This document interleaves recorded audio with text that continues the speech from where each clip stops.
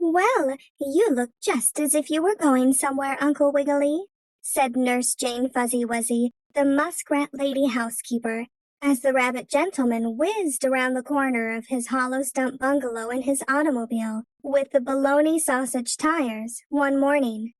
I am going somewhere, he answered, and really he was, for the wheels were whizzing around like anything. And going where, may I ask? Politely inquired the muskrat lady.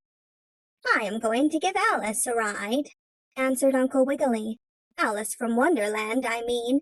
She never has ridden in an automobile. She never has? Cried Nurse Jane in surprise. Never. You see, when she was put in that nice book, which tells so much about her, there weren't any autos, and of course she never could have a ride in one. But she had ever so many other nice adventures, such as going down the rabbit hole and through the looking-glass. However, I promised her a ride in my auto, and here I go to give it to her. And with that, Uncle Wiggily sprinkled some pepper and salt on the sausage tires of his auto's wheels to make them go faster. The rabbit gentleman found Alice, the little book girl, in the White Queen's garden, having a make-believe tea party with the Mock Turtle, who soon would have to go into the 5 o'clock soup. "Oh, how kind of you to come for me, Uncle Wiggily!" cried Alice, and she jumped up so quickly that she overturned the multiplication table at which she and the Mock Turtle had been sitting, and ran to jump in the auto. "Well, I don't call that very nice," said the Mock Turtle. "Here she's gone and mixed up the 7 times table with the 3 times 6, and goodness knows when I'll ever get them straightened out again." "I'm sorry," called Alice, waving her hand as she rode off with Uncle Wiggily. "I'll help you when I come back." "And I'll help too," promised the bunny uncle. Mr. Longears and Wonderland Alice rode over the fields and through the woods, and they were having a fine time when all of a sudden, as the automobile came near a place where some oak trees grew in a thick cluster, Alice cried, "Hark! They're fighting!" "Who?" asked Uncle Wiggily. "Please don't tell me it's the mosquito enemy coming after me to bite me." "No, it's the lion and the unicorn," Alice answered. "Don't you remember how it goes in my book? The lion and the unicorn were fighting for the crown. The lion beat the unicorn all around the town. Some gave them white bread, some gave them brown. And then the funny unicorn jumped right up and down." "That last line isn't just right," explained Alice to the bunny uncle.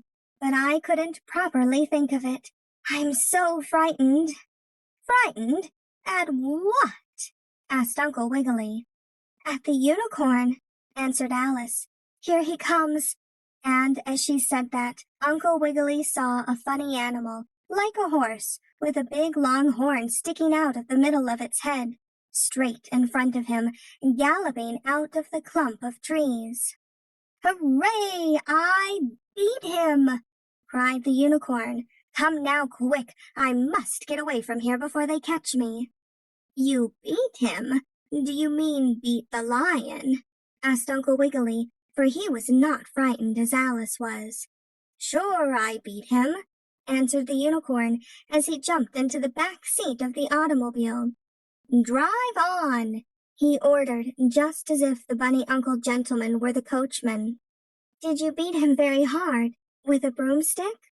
asked Alice, putting out her head from behind Uncle Wiggily's tall silk hat where she had hidden herself.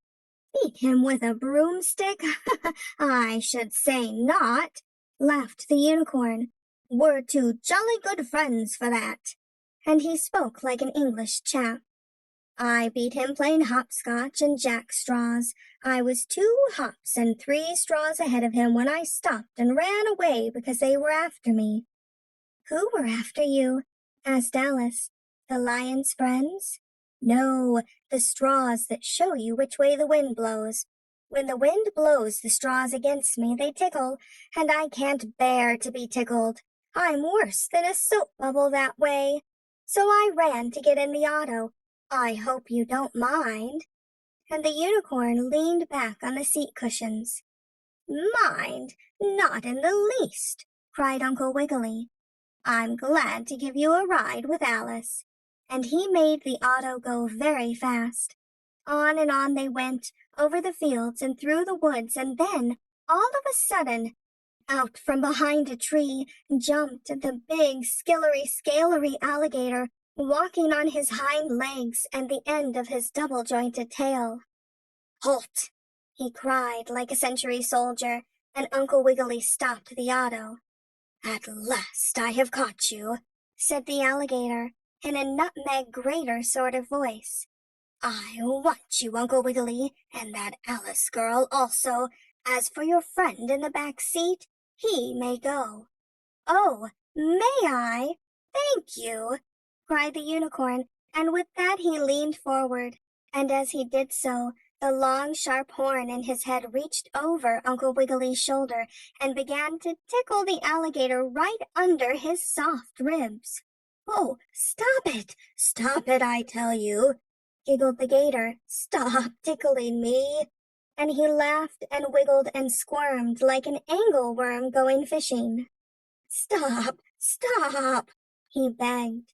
"I will when you let my friends Uncle Wiggily and Alice alone," said the unicorn, still tickling away.